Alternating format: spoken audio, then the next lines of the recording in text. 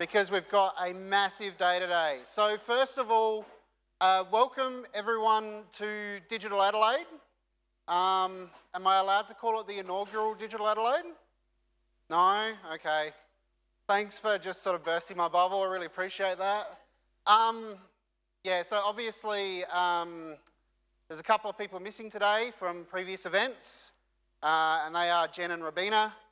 About, I'm not real good with time, but I'd say 9 months ago, they both came to me and said that they would be otherwise occupied in July, and that we couldn't do social media day this year. And cue the sad trombone. I think everybody would be really, really sad if we didn't do that. Hopefully, 150 of you bought tickets for today, so you must have been pretty sad. Didn't feel right to do social media day without those two. But we've had so much feedback in the last couple of years about when are you going to include more digital marketing content? Please will you include more digital marketing content?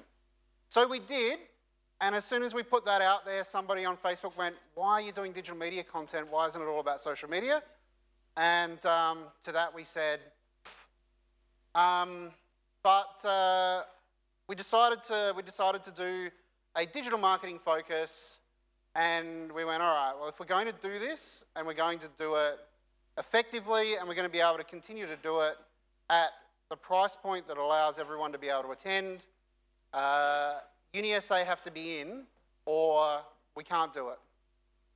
So we rang up Leanne Glennie, our own personal cheerleader at UniSA, and she took about an hour to say, yes, but I'll need to check with the school. And I think that's a real indicator of the links that UniSA are trying to build into industry and the esteem that they hold, the connection that they get with all of you on the day. So it took Leanne about an hour, and then Leanne has gone off to the School of Creative Industries, and our friend Paula, who's going to be addressing you all in a minute, said, we're going to do social media today again, but a bit of digital marketing focus. Do we still want to be involved? And I think it took Paula 24 hours to say yes. So we were thrilled. And then we thought, all right, well, who do we want to speak? Let's start with everybody's favourite lawyer, Paul. Paul here yet? No? Signing autographs out the front, I'm guessing? Okay. We said to Paul, do you want to come and play? And we got a yes within a couple of hours. Really exciting, but it also went, yes, but can Woolman sponsor the event? Yeah, if you have to, Paul. Like, you're twisting my arm, but okay. So I think I just want to say thank you to everybody who booked a ticket when we didn't even have a complete lineup organised. Like, there were 50, 75 tickets before we've even announced a speaker. And I think that's really indicative of how valuable this kind of knowledge sharing exercise is. We're really pleased with the speaker lineup that we've got today. And we think this is a good opportunity for the Adelaide industry to share knowledge between all of you. So I encourage you to share knowledge with each other in the breaks, catch up, introduce yourselves. We made the names on the name tag absolutely ginormous so that you can read each other's names without looking creepy. And we think that'll be really, it'll be a really good way to continue to network. If you haven't realised by now, there are coffee vouchers in your bag. The espresso room, you can go over and get your coffee until about afternoon tea. And there's also a lunch voucher in there. We're pretty excited. This is one of those things that Jen organised before she was unavailable. We've got Honky Tonk doing the catering this year, so that should be pretty exciting for something a bit different. I also encourage you to go and harass Leanne or anyone else who is at the UniSA table about further career opportunities and just inquiring about the industry links and the ways that we as an industry can help the people that are teaching the next wave of marketers. Last thing is, if you need anything during the day, the refuel team are around with these fancy blue staff lanyards. So Lena's down the front here, Matt's up the back on the camera. You would have met Andrea at the counter, and if you see a really tall guy in a white shirt with one of those, that's Adam. Don't hesitate to reach out to somebody on the team if there's anything that we can do to help. Now, I would like to start by just handing over to Paula to give a quick welcome.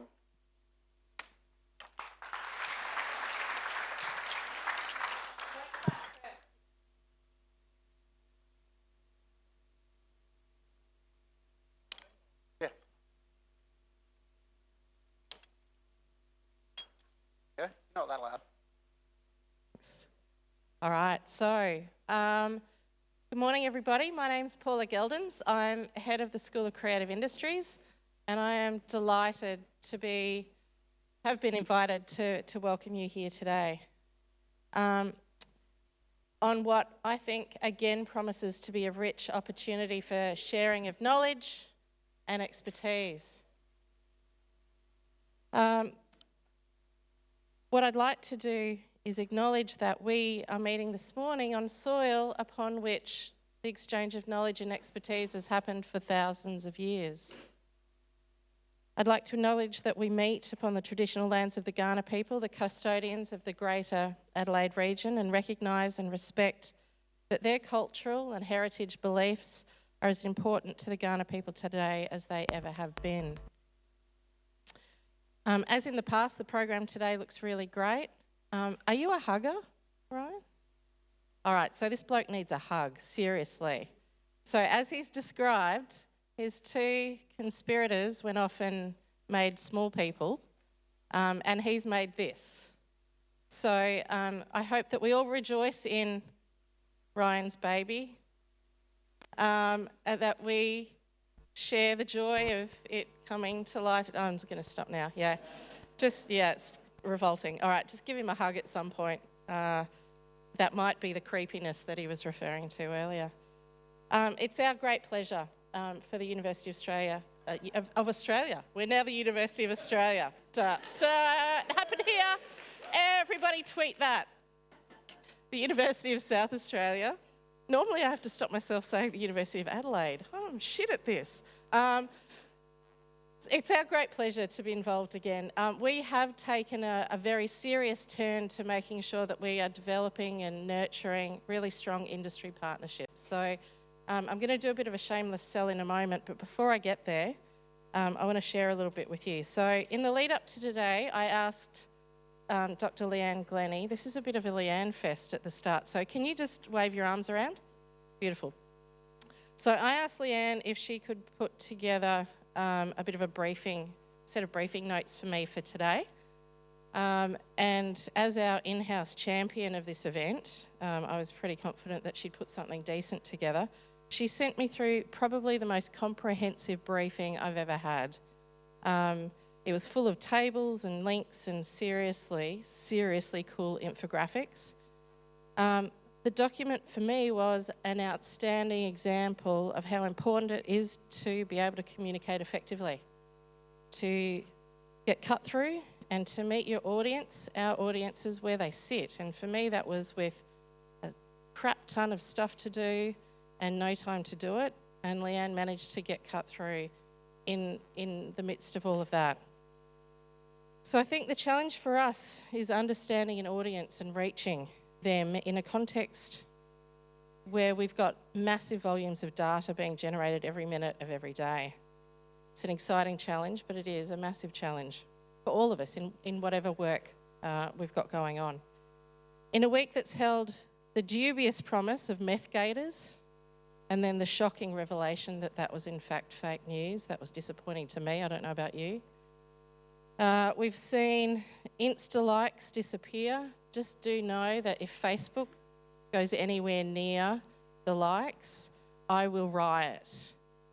Because my entire being is validated through people liking what my 2-year-old is doing, so they cannot take that from me. And I got this one from Leanne. This one's gold. The Royal Canadian Mounted Police inadvertently streaming a press conference regarding a double homicide using a filter that added cat ears and whiskers to a police officer. Holy crap.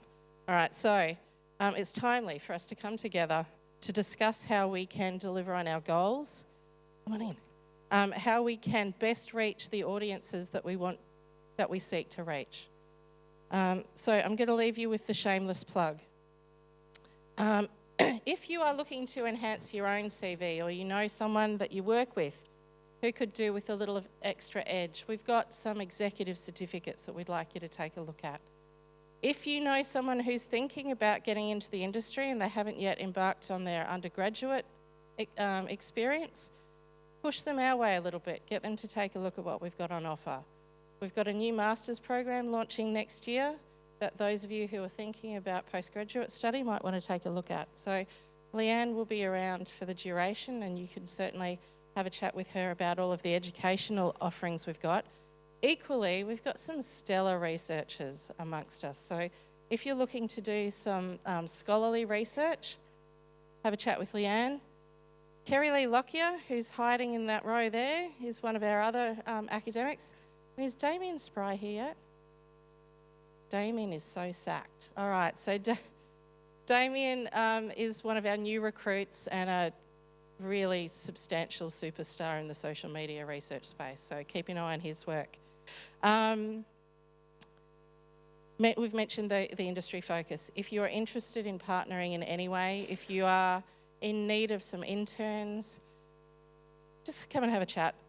We're one of a number of providers in town. I'm not pretending that the others don't do great stuff. We just want to be in the mix, which is why we're here. So that's more than enough from me. I hope you walk away today with a broader network and some new ideas. And before I go, I would like to redo the great experience of last year where I took a selfie with you guys in the background. Can we do that again? Yeah, that was my first ever Instagram post.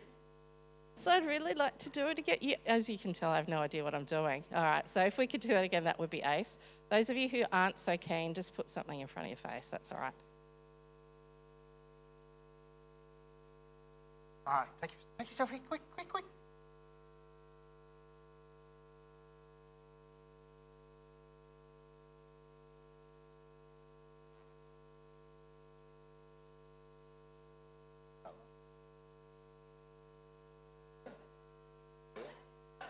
Yeah. Okay. Yep. That's all right. Let's do it. All right. Thank you, Paula. And we won't be offended that you're now leaving us. Yes.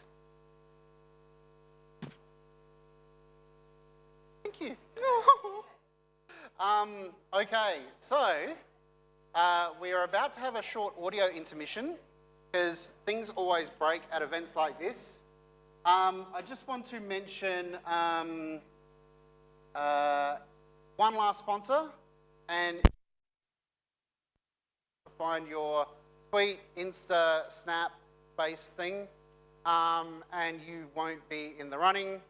And we will draw that. We'll make a couple of selections at morning tea. We'll look at afternoon tea and lunch. And we'll announce that after Paul is finished today. And for those of you who followed the schedule really closely, we have our debrief at the West Oak Hotel when we finish here at 5 o'clock.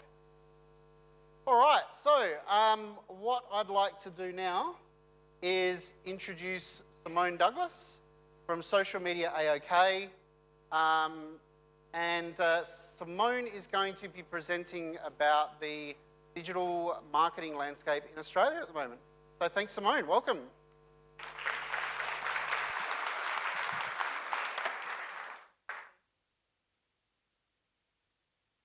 Yep.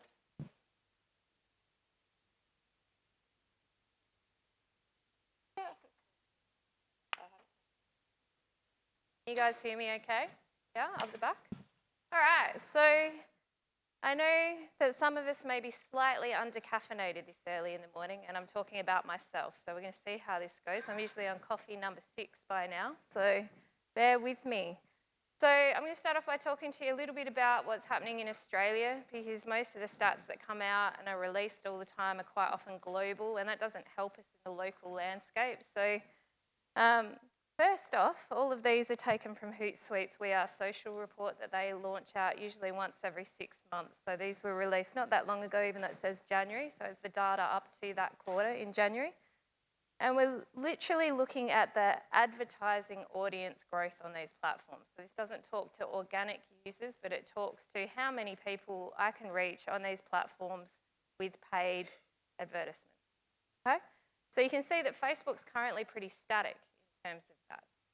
So we've got more and more people who are navigating off the direct platform onto Facebook Messenger as their preferred platform, and that's why you see more and more Messenger ad formats coming out on Facebook. So whilst the base is static, they still have the largest user base out of all of the platforms. I'll cover that off soon. Interestingly, there's a minor increase in Instagram in terms of the uptake, and that has has a lot to do with the older people starting to get their heads around Instagram. So just like we saw on Facebook, where it started off being all the young people, these days, yes? Ryan, you've got the PDF, yeah?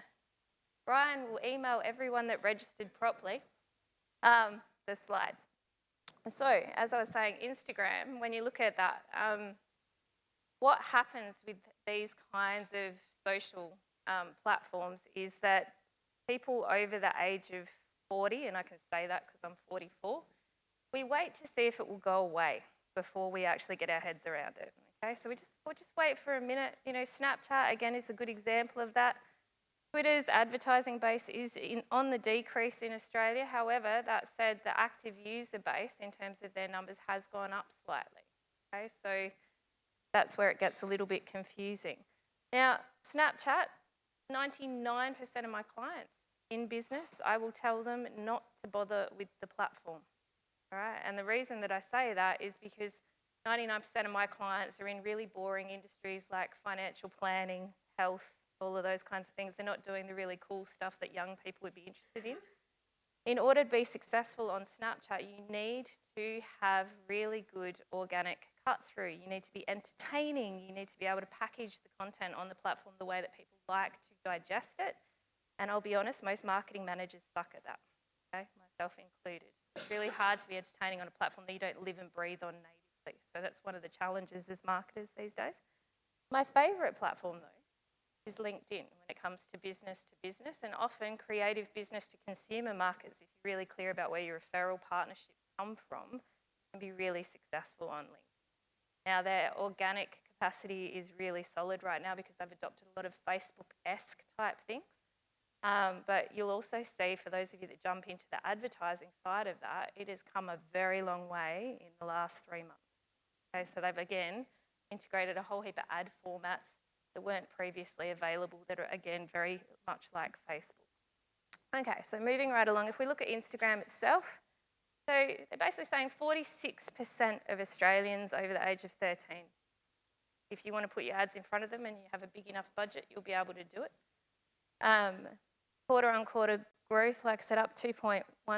It's skewed predominant female, but there's no surprises there either. So it's a platform that is built for fashion and aspirational living and travel and all of those things. But if you dig deep enough, you'll actually find some really good accounts for construction and blowing things up and lifting heavy things and cars.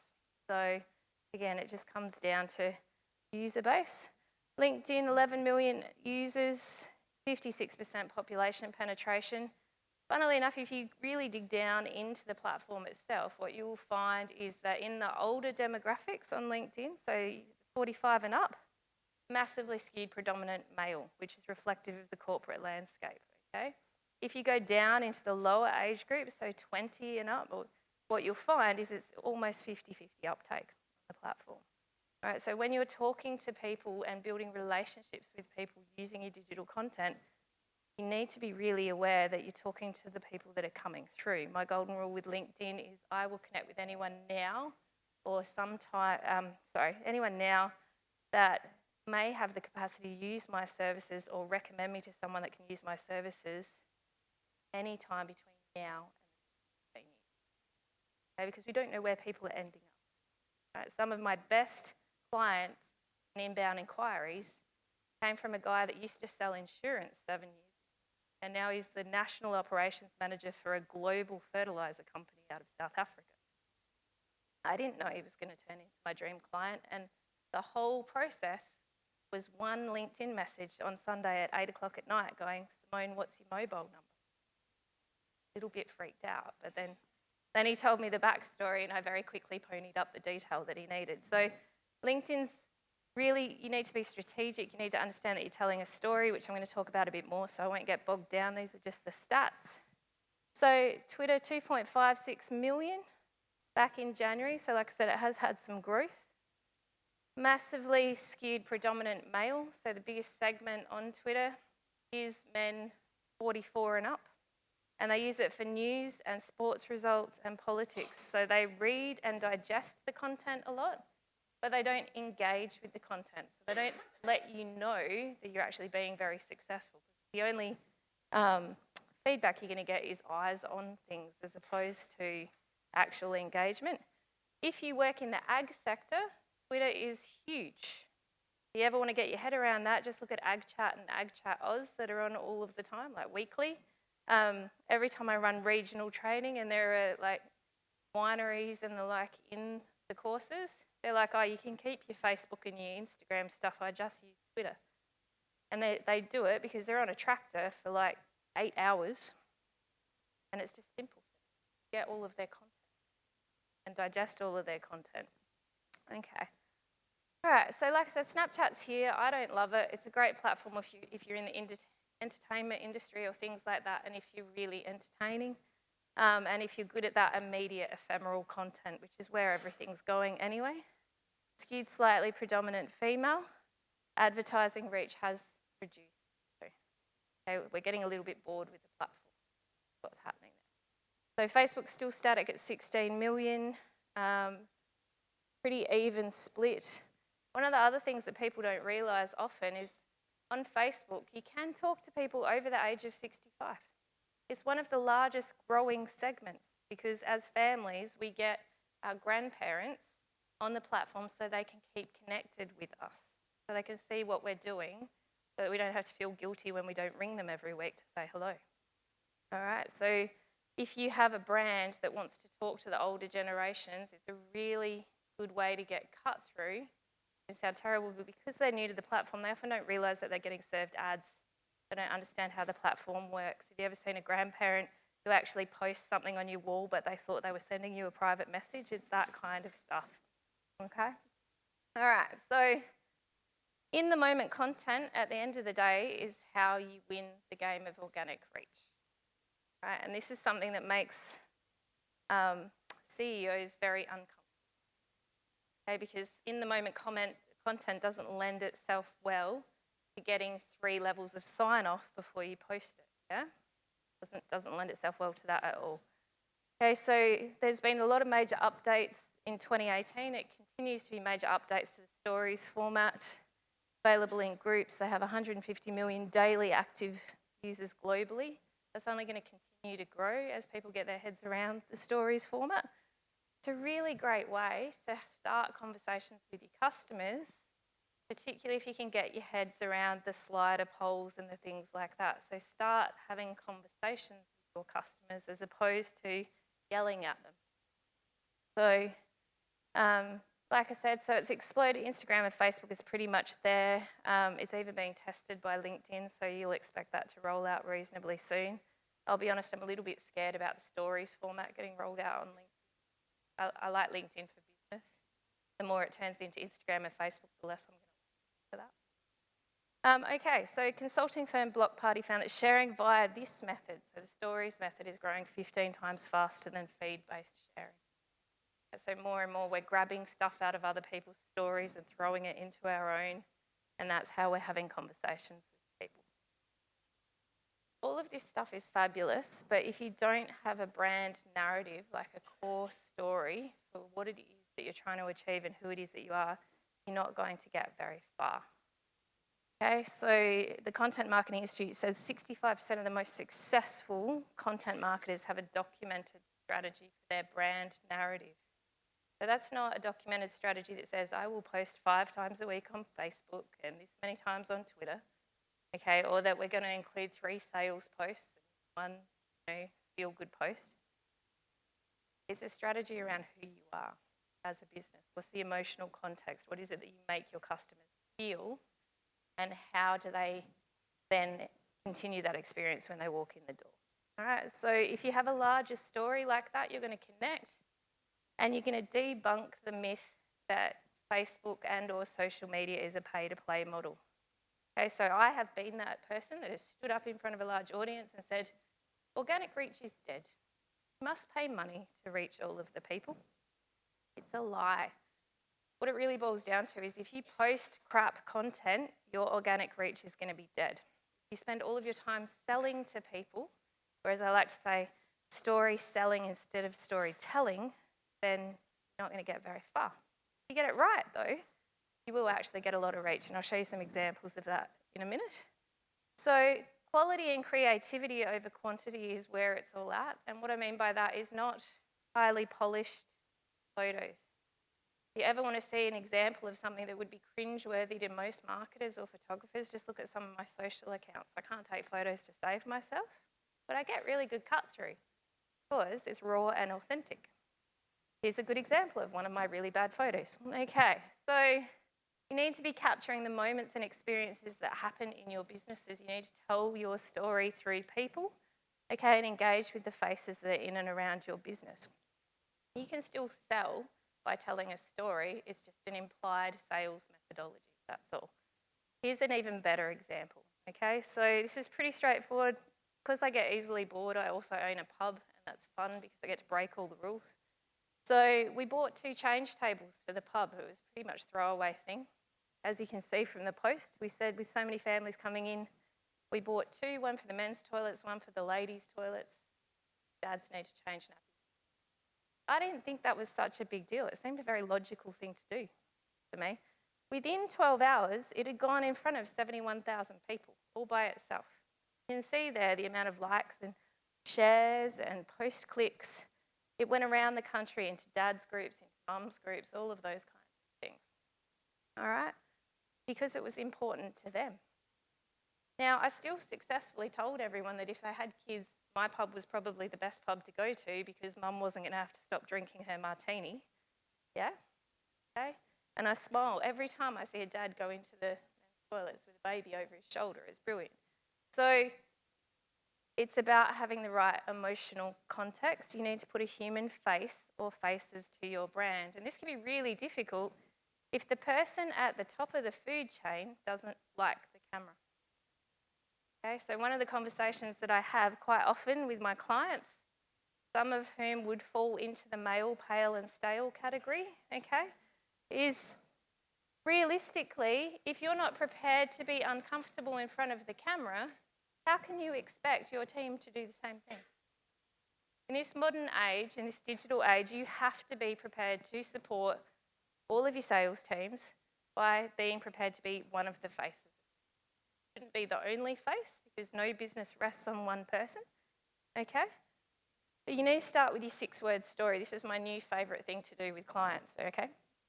So, the most famous 6-word story was written by Ernest Hemingway. You'll see it's the first one up there and it pretty much sums it up.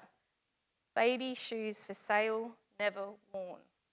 Okay, so you get where that's going. You have an immediate emotional reaction to it, whether you like it or not. Social Media AOK's 6-word story is building seriously social businesses every day. Now, that's not as exciting or as emotional, and it's not quite right yet. We're still working on it. But if you talk about the pub's 6-word story, it is the outside world doesn't matter here. Okay, and what that does is it lends itself, every piece of content that we do, every engagement that we have, has to fit that story, has to give you the same emotional context. So when you're working on this for your own businesses or organisations or even for yourself, okay, there are some clues.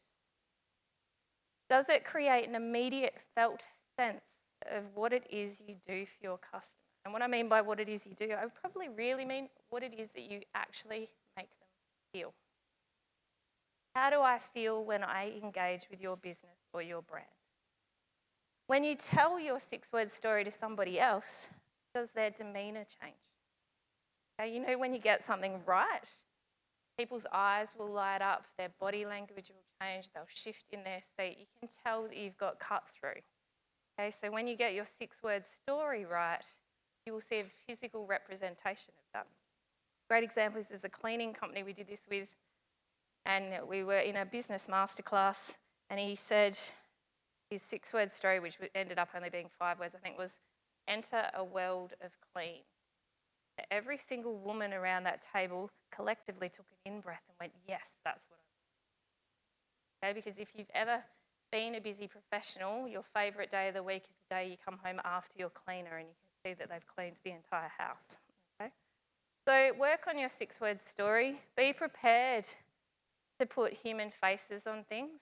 You can still, again, sell by telling this story. We were still selling here. This was the week after the pub went 100% gluten-free in the kitchen. We got bombarded. We went from doing 350 meals a week to 1,000 meals a week overnight. And nobody booked. So we did very nearly die. So that said, we've literally illustrated all of that. We've got a photo. That's my second chef over there, Adam. He was exhausted. He'd worked about 85 hours that week. Okay, but in the end of that, we've also said, by the way, if you guys could start ringing this phone number and booking your tables so we can staff it appropriately, that would be great. Okay? But it makes the business feel approachable and real. And when you do that, people connect people. We do business with people we like, know, and trust. But you need to be transparent in that as well. Okay, so Sprout's study found that only 55% of customers found brands to be transparent. More importantly, and I love this, millennials expected more transparency out of brands than politicians, friends, or family. So what they're basically saying is, we know that our friends and family are going to lie to us. Politicians is a given, but you guys are meant to be honest and to actually let us know who you really are and what you're all about. So when you look at this stuff, though, the things that consumers want brands to be transparent about on social media, company values is right up there, okay? And business practices, all of those kinds of things. Now, you can tell all of those stories through images and through video and through people without saying our vision and values is blah, blah, blah, blah, blah, okay? I don't know how many of you have ever been inducted into a large-scale organisation when they give you their vision statement that you're meant to live and die by. I used to work for Foster's a long time ago. It was a very long statement that didn't. So, what you want to ask yourself is, how can you show who you really are on digital? How is it that you get that cut through? What types of content answer the questions consumers have to your company's motives or ethics? Because really, 60% of your digital content should answer this question all the time. You should be telling this story so that people start to feel fully connected with your business. All right, and let people get to know you. Now, we've talked a little bit about being in front of the camera. Selfie videos and branding are a thing for businesses. You don't really get a choice. Because we spend hours watching our friends' videos on all these platforms, and they're raw. Okay, they're not rehearsed. Someone's not reading a teleprompter in the process. So the reality is that as a brand, we need to look for ways to incorporate this first-person selfie type video at the same time. Now, I have really short arms. I'm not built for selfie first-person videos. So I bought a Smooth. Has anyone got one of those? It's like a camera, well, it's a camera gimbal, camera stabilizer, but for $250, I think it cost me, it has built-in face recognition and it will follow you. So you hold the stick, you walk, you talk, and that thing refocuses and does everything that it needs to do. And while you're doing that, it's stable, like you just paid someone $1 million to film you on like a big US film. Okay, so you don't get this like bobbing of death. So that's number one. So you need to have a half-decent kit in this kind of stuff. You need to really be clear. 1 in 9 of your posts when it comes to social in particular should be video of some description. All right, and live streaming needs to form a part of that. Okay, we've got YouTube, we've got Instagram TV, you've got Facebook Watch, you've got all of these different things. The reality is now, if you're not creating video content, you have already been left behind, not about to be left behind. And what you need to do is fix that. So you can scramble and change that, but you need to be prepared to fix it and get people in front of the phone. Smartphones have come a long way. There are a lot of built-in apps like the one that works with Smooth. So keep it simple, but have a good internal kit. Okay, so I think all up, I set up the kit that we have at the office for about $2,000. It has everything. It has LED lights. It has a green screen. Not that I know how to use that, but it has one. We have a Mevo live streaming camera that can stream to multiple sources all at once. So if you want to actually film something like today and send it straight to Facebook, to Instagram, to YouTube, you can, like just with one camera. Okay, so all of these things make content creation easier, okay? And you can see that smaller companies, realistically, you have to do it smarter. We can't afford to be paying a videographer every 5 minutes come out and film us talking about our new product. That said, Forbes says that 90% of customers say video helps them in making buying decisions, which we kind of know. And video marketers get 66% more qualified leads per year, according to Aberdeen. Now, I don't know about you, but I would like 66% more qualified leads. That would solve a lot of problems for me. So also, they increase your conversion on your landing pages. So for those of you that are running Google ads or Facebook ads or anything else and you're pushing people to a landing page, you would know how low the click-through rate is on those things and how difficult it is then to convert on them. You're spending all this money to push these people to this page. So if you can put a video in it that's going to increase your conversions by that much, worth split testing, surely. Yeah? All right, so just think about these things. Use the same video cross-platform as well. All right, so if you have a featured video on your Facebook page for your business, make sure it's the same one that is on your corporate website. Give me some brand congruence. When I bounce from platform to platform, I need to know that I've found the same place. Okay. Interestingly, when we look at length of top performing videos in seconds per Facebook reaction, you can see that our tolerance for length has dramatically gone down. Is that a bell to tell me to be quiet? No, I'm just checking. Okay, so, and this is hard because Facebook partly wants us to post videos that are longer than 3 minutes so that they can get some ad breaks into them because that makes Facebook happy. The downside is that no one's really going to watch them past a minute and a half. And let's be honest, if you get 30 seconds out of me, you're doing really well. So one of the things that we need to be aware of is with our video content, try and stick to 1 or 2 key messages per piece. Okay, because what happens is we're not the society that sits down and reads an entire book anymore. Okay, we're lucky if we sit through an entire movie anymore. So one of the things that you need to be aware of is that with digital, everything is a soundbite. Even the way that you write your blogs and your articles, you need to write them in sentences, not in paragraphs. Because 90% of the time we're reading them on a phone. If you look at the screen on your phone, how many sentences actually fit into that when you're reading a blog? That's how we package the content that comes into our brains now. Key sentences with pauses in between and images so that you keep our attention where it needs to be. All right, so live streaming isn't going anywhere. It's increased by 50% in the last year, particularly on Facebook. Facebook live videos are watched for 3 times longer during the actual live than they are during the replay. Okay? And it's because we're scared we might actually miss something that's interesting to us. So one of the things that we need to be really aware of is coming up with ideas to go live on stuff. But the challenge is a live video needs to go for between 10 and 20 minutes to get any real traction.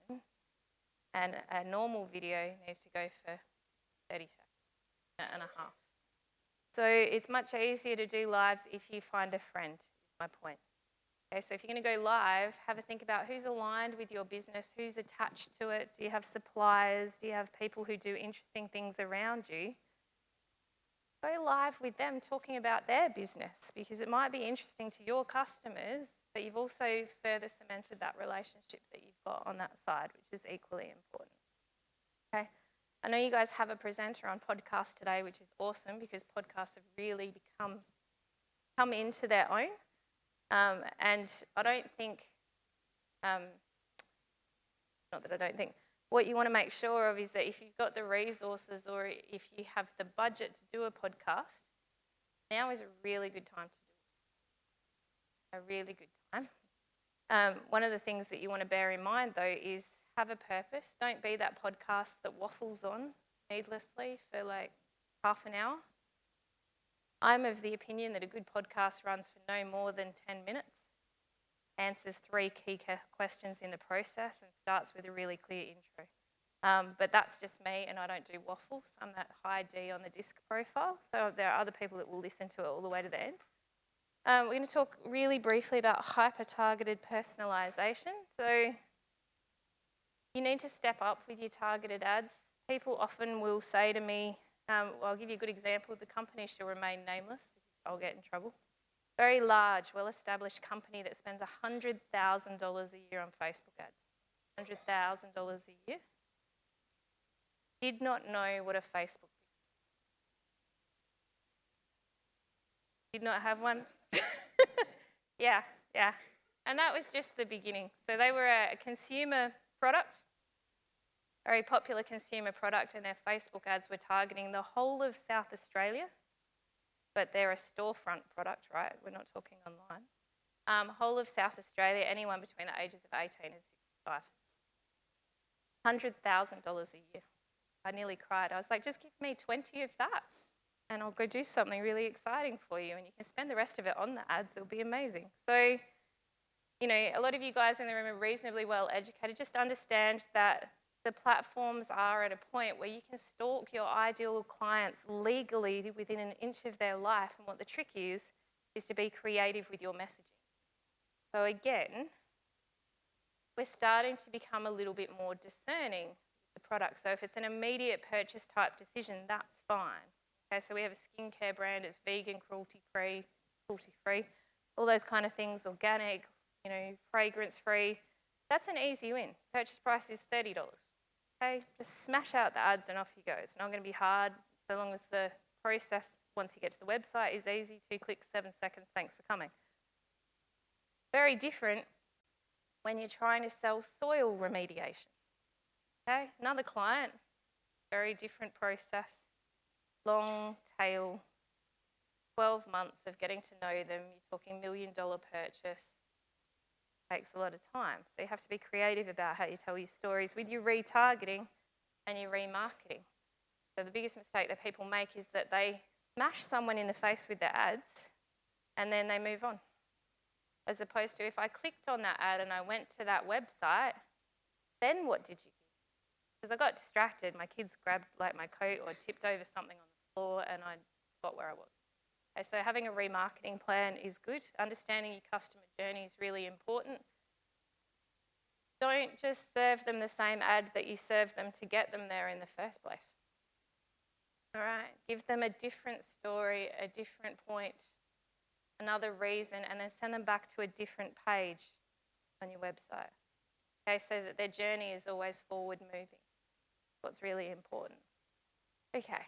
So, voice search, I'm going to cover this a little bit. So, it's estimated by Click that by the year 2020, 30% of web browsing will be done without touching the screen. Okay? I'm not so confident of that. Siri doesn't seem to understand me when I'm in the car. So, but 50% of searches will be conducted through voice command. So, the reason that this is important to understand is pretty much nobody's websites are built for voice search. All right. So you need to start thinking about it now. Research suggests that 62% of marketers are unlikely to implement a voice search strategy in the coming year because they don't understand voice search. Okay, so one of the simplest ways to explain it is when we have to type something in, we go chiropractor Adelaide. When we can ask somebody else to go look for it, we'll go, hey, pick a platform. I just don't want to wake my phone up that's in my pocket. Where's the best chiropractor in Adelaide that specialises in X? Okay, so those long tail search terms on your content pages are really being clear about what it is that you stand out for will also be important. Chatbots are a thing. The only thing I'm really going to say about this, because I'm sure there'll be someone talking about it today, is that try not to finish the entire conversation with a customer using a robot. Okay, so Dr. Fiona Kerr, who's reasonably well known in Adelaide and specialises in neuroscience and AI, she will say that you can't remove the piece that human beings do best, which is read the emotion of the system. They're working towards it, but we will see the opportunity as it comes. And the biggest mistake that businesses make is we try and complete the entire transaction. My favourite story around this was a guy who I had a coaching session with. He sold jumping castles to busy mums who wanted them for their kids' birthdays. Okay, and he had become a victim of the internet in that he had watched all these YouTube videos, done all this stuff. He came in, he's like, I understand scaling up and growth hacking, and I'm doing this and I'm doing that, and about 20 other buzzwords that I didn't even understand. But when I got to his chatbot on his Facebook page, and I clicked, yes, please, I'm interested, or whatever it was, it came up with 3 options. It said website, something else, something else. To get all the way to the end where I could actually request a quote was 26 steps. We all know none of us were going there, right? And then I said to him, well, what are the things that you actually need from your customers? Do they want a jumping castle? What date do they want it? And what's their phone number? He goes, because after that, I'm going to have to ask them how big their yard is and everything else and have a conversation, and they're probably not going to know how big their yard is.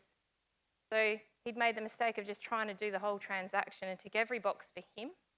And that's what we do. We make our customers jump through too many hoops, and we forget that we're just a blip on their radar.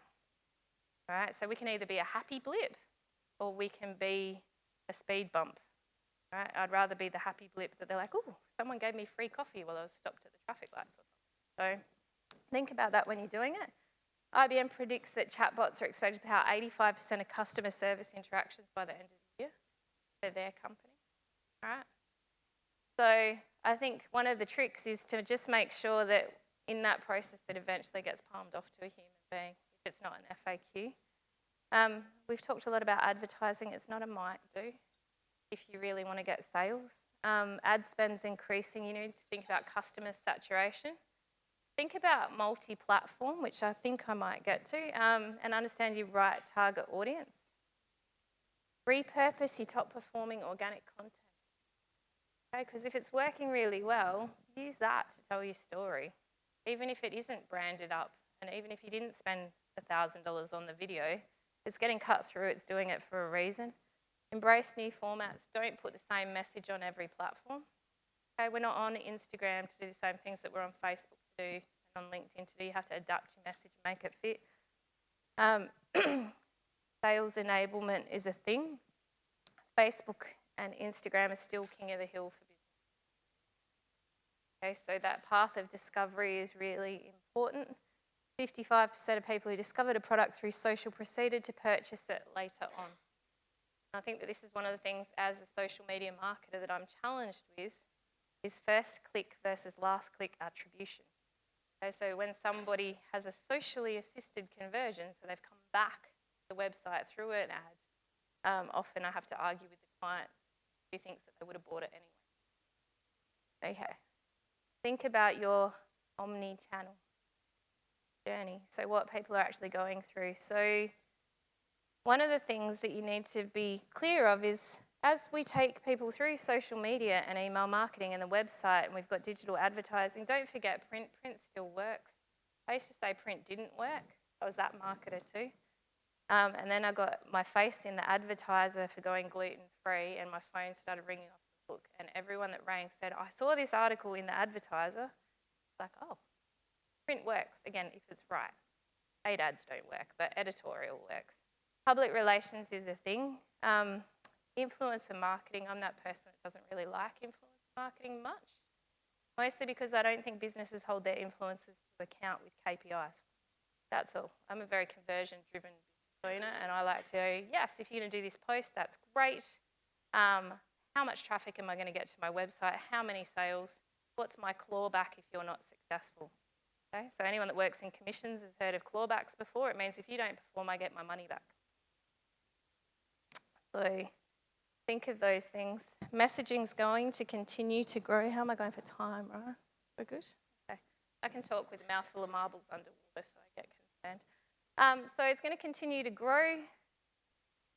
9 out of 10 consumers would like to use messaging to communicate with businesses. And again, the mistake that people make is we make it hard for them to do this.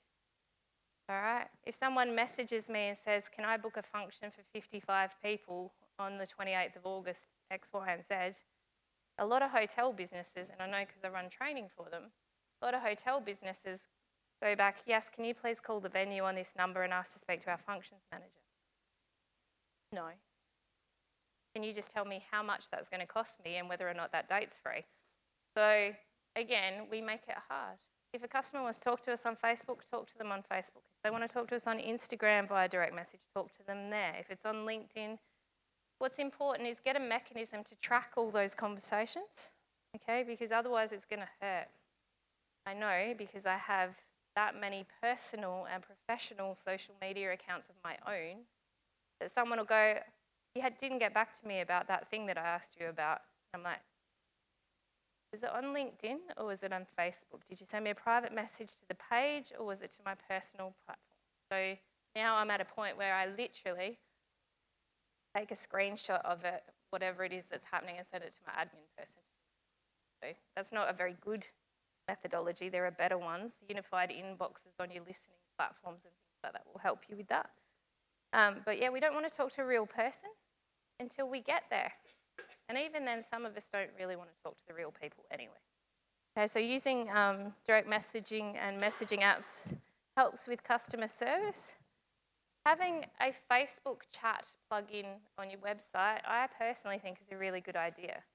Okay, because if you have a chat pop-up like the normal ones, once that person ends that conversation, they're gone. You can't start that conversation again.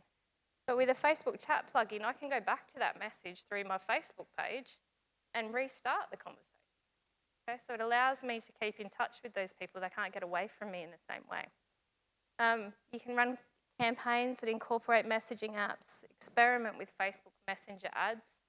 There are a lot of customers where they'll say to me that they will increase their close rate on a transaction if they can engage the person in a conversation within the first 3 interactions. All right. Often, plumbers, electricians, building companies, those kinds of things, really, really big for that. So we don't run traffic to website ads. We run message to page ads.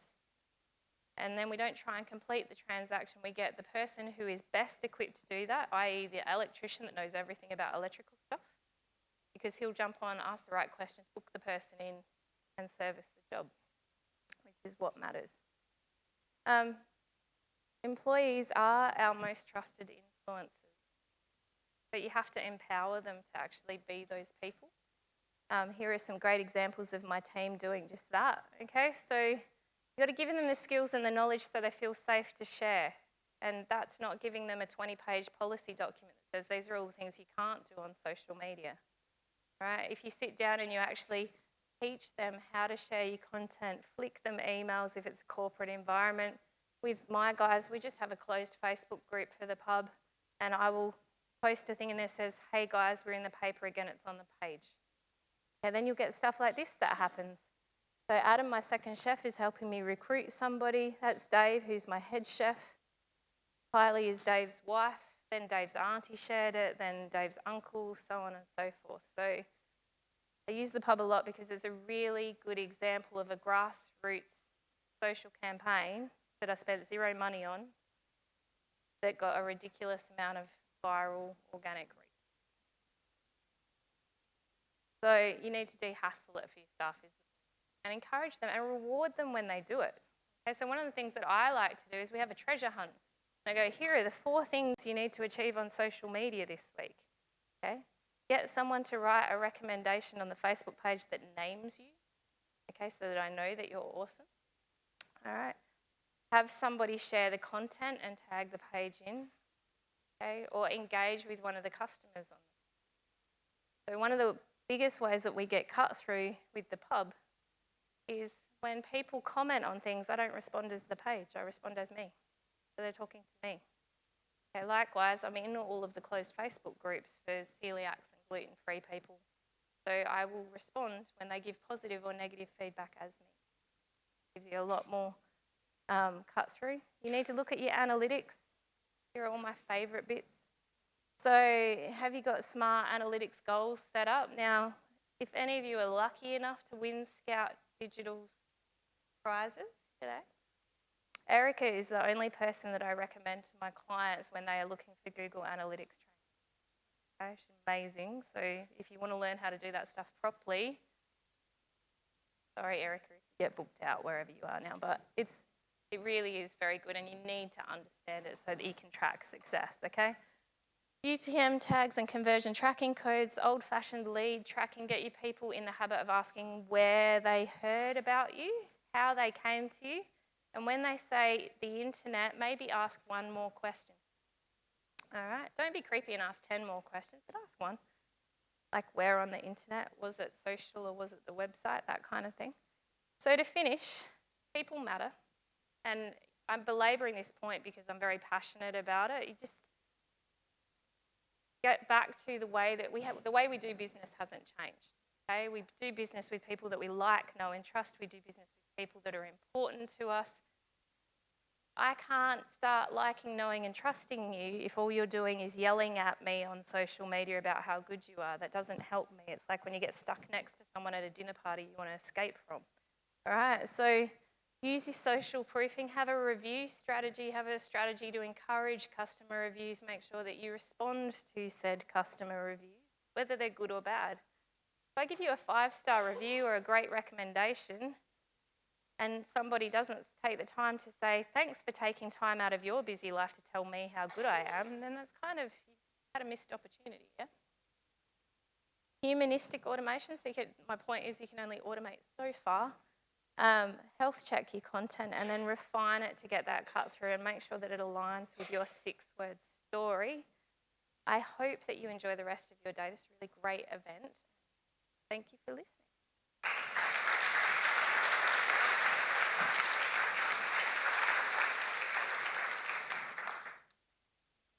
You. My pleasure. We've got time for a couple of questions. Okay.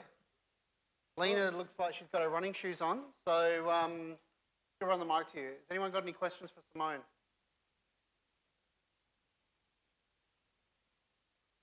So either you did a really good job of explaining it, or people haven't had enough coffee. I don't know.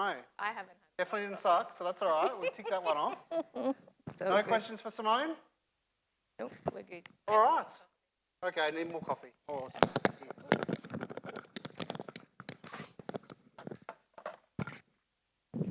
All good.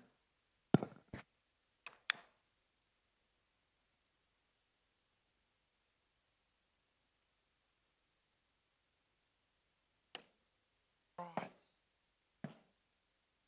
That is definitely yours, so don't forget that.